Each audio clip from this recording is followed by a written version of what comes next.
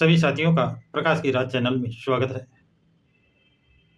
राष्ट्रीय एकता की भावना का विनाशक है हिंदू मुस्लिम विभाजन।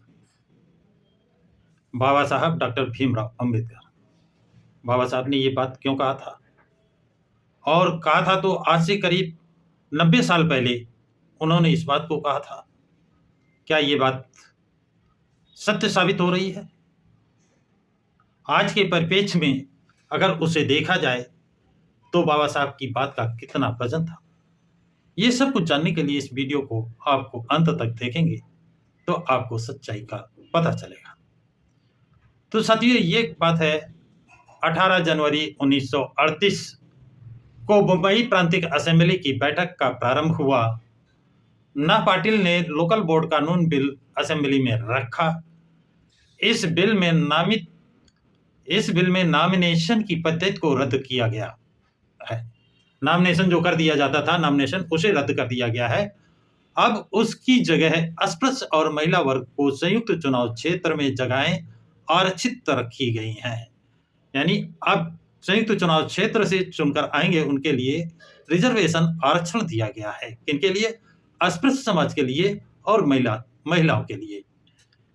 आगे कहते हैं, इस प्रस्ताव के पक्ष में बोलते हुए बताया गया कि आज तक सरकार की ओर से नियुक्त सदस्यों को चुने जाने के कारण लोकतांत्रिक पद्धति की जो अनदेखी हुई थी, चुने जाते थे इनके कारण जो अनदेखी की गई थी, किसका चुनना चाहिए किसको नहीं, तो सरकार ने पहल करते हुए राष्ट्रीयता की राह में रोड़ा बनी इस पद्धति को खत्म कर दिया है। इस अनिष्ट पद्धति को नई विधिमंडल से हटा दिया गया है। इस कारण स्थानीय स्वराज्य से भी इसे खत्म कर दिया जाना चाहिए। ऐसी मांग हो रही है कि इसे स्थानीय स्वराज्य से भी इसे खत्म कर दिया जाना चाहिए, मस्ट है। अब इसी के परिप्रेक्ष्य में सर अली मोहम्मद दहलवी ने मुसलमान समाज के लिए स्वतंत्र लेबर पार्टी की क्यों आवश्यकता है, इसका प्रतिपादन किया। किसने किया? सर अली मोहम्मद दहलवी ने क्या प्रतिपादन किया?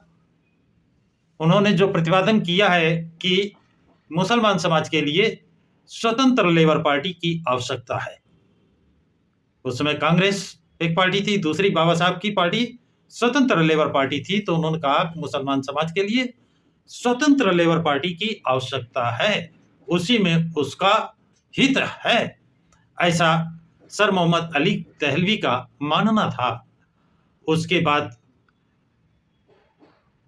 स्वतंत्र लेबर पार्टी के नेता डॉक्टर बाबा साहब अंबेडकर ने अपना भाषण दिया।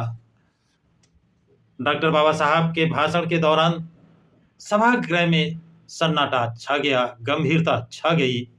इसके बावजूद कांग्रेस के बेलगांव के प्रतिनिधि श्री गोखले ने बीच में थोड़ी गड़बड़ी की, क्योंकि कांग्रेस अपनी आदत से बात नहीं आती है।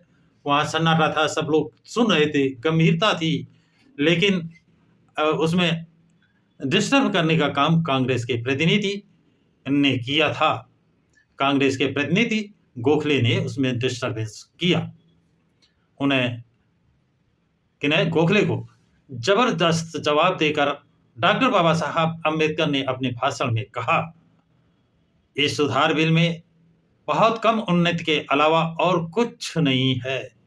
बाबा साहब ने क्या कहा? इसमें उन्नत कुछ है नहीं, और उन्नत है तो बहुत कम है, इसके अलावा ये कुछ नहीं है, शून्य है, कूड़ा है, कुछ नहीं है। इस बिल की संयुक्त मतदान पद्धति के बारे में मुझे कुछ नहीं कहना है। उन्होंने इससे मना कर दिया कि संयुक्त मतदान पद्धति के विषय में मुझे नहीं कहता है जो इस बिल में लाया गया है, क्योंकि पुणे करार के कारण मैं संयुक्त मतदान पद्धति के पक्ष में बंधा हूँ। जो पुणे करार मुझे करना पड़ा है, जिसके कारण मैंने सेपरेट इलेक्शन छोड़ा है, द्वितीय मताधिकार का अधिकार छोड़ा है, गांधी को जीवन दान दिया है, कांग्रेस के मंसूबे पूरे हुए हैं, इसलिए मैं उस पद्धति के उस पर कुछ नहीं कहूँगा। ये संयुक्त मतदान उसके बदले में जो मिला है, ये करार के कारण मिला है, इसलिए इस पर कुछ नहीं कहूँगा, कुछ नहीं कहना है, क्योंकि पुणे करार के कारण मैं संयुक्त मतदान पद्धति के पक्ष में बता हूँ। इसके बावजूद इस पद्धति के बारे में मैं अपना नजरिया आपके सामने रखने जा रहा हूँ कि मैंने जो कुछ इसमें देखा है, जो कुछ पाया है, जो समझा है, वो मैं आपके सामने रख रहा हूँ, बता रहा हूँ। कहते हैं संयुक्त मतदान पद्धति को मान्यता देने के बाद क्या बदलाव नजर आए? बाबा साहब सवाल करते हैं, संयुक्त मतदान पद्धति को मान्यता देने के बाद क्या बदलाव हुए हैं, कोई नजर आया है? नजर आए, यह अगर देखा जाए तो पता चलेगा कि केवल चुनाव के दिनों में ही हिंदू मुसलमान जातियां मतदान के लिए इकट्ठा होंगी।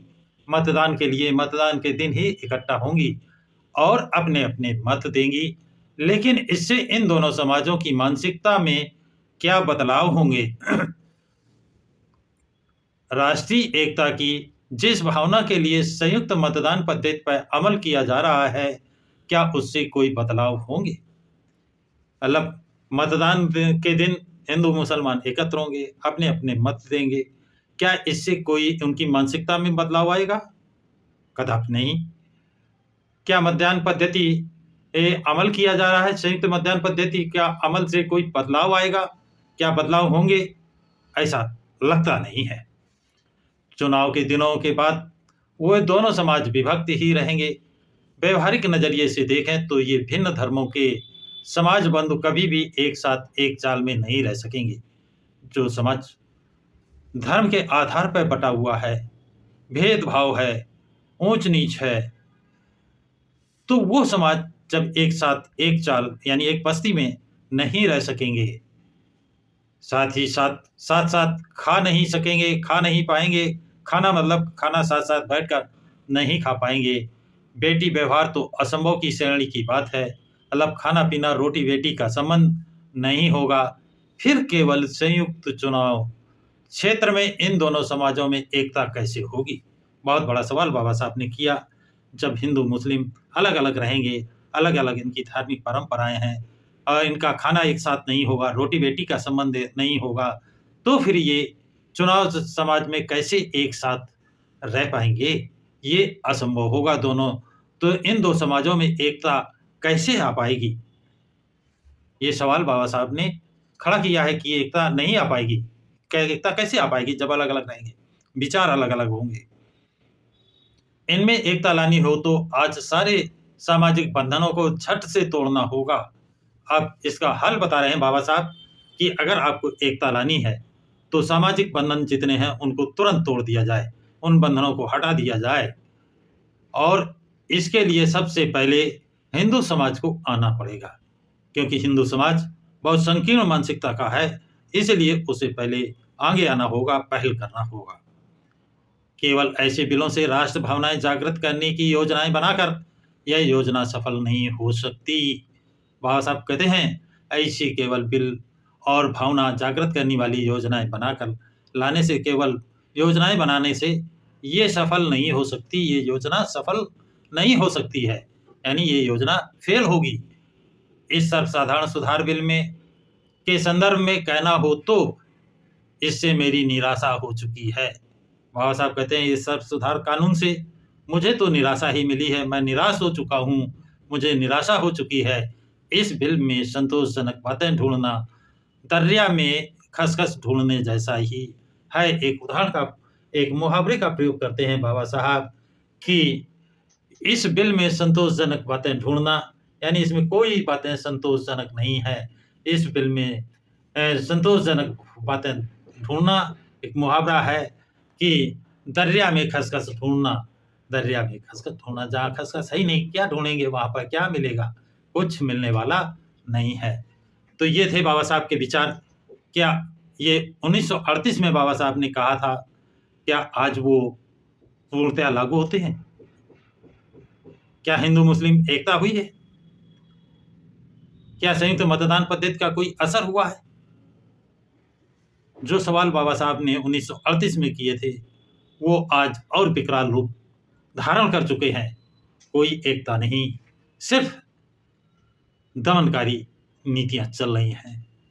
तो साथियों, यह उल्लेख आपको बाबा साहब की राइटिंग एंड स्पीचेस खंड 39 के पेज नंबर 74 और 75 पर मिलेगा, इसका उल्लेख। तो साथियों, ये जानकारी आप लोगों को कैसी लगी, इसका उल्लेख आप कमेंट्स बॉक्स में ज़रूर करें तथा इस वीडियो को अधिक से अधिक लाइक शेयर सब्सक्राइब जरूर करें। सभी साथियों को जय भारत, जय संविधान।